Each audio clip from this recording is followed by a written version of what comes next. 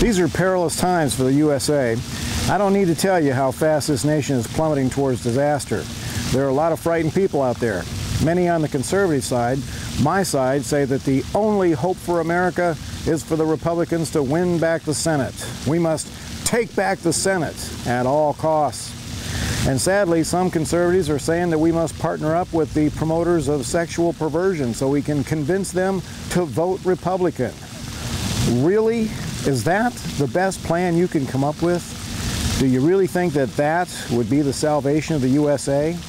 Do you people really think that if Republicans win the Senate and even the White House, that John Boehner will suddenly become a strong leader? That the Congress will suddenly begin passing powerful legislation to slam the brakes on this runaway train? No, that is not the Republican plan. We have been seeing the Republican plan in action for the last 6 years. And I guarantee you that if Republicans had a complete monopoly in Washington, D.C., they still would not upset the status quo. So how did this nation get in such a stupid situation? I'll tell you. America walked away from the God and country principles that founded this nation and were a vital part of the national conscience for 200 years. It began in the 60s with hardcore activists sowing the seeds of hedonism and rebellion all across America.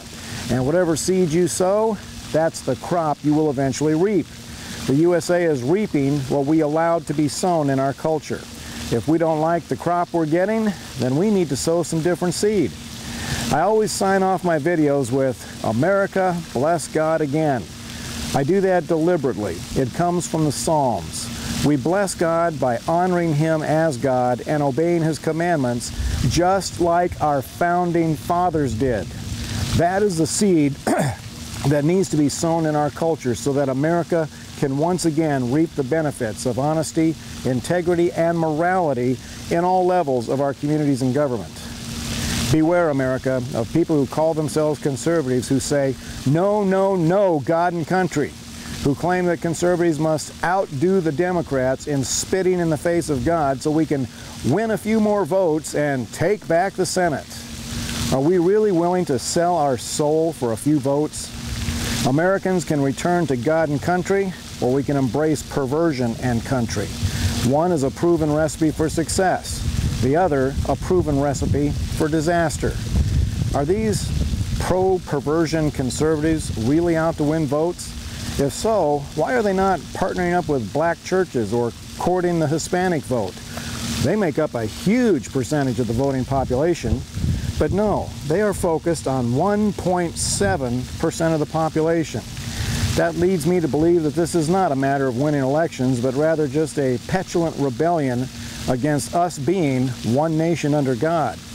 Do you pro-perversion conservatives really think that charging further away from the founding principles of America will save this country?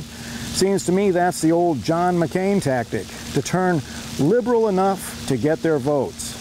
Remember how well that worked? Filth has polluted the American culture. More filth is not the answer. If a broken sewer line fills your home with sewage, accepting and embracing the sewage as normal is not the answer.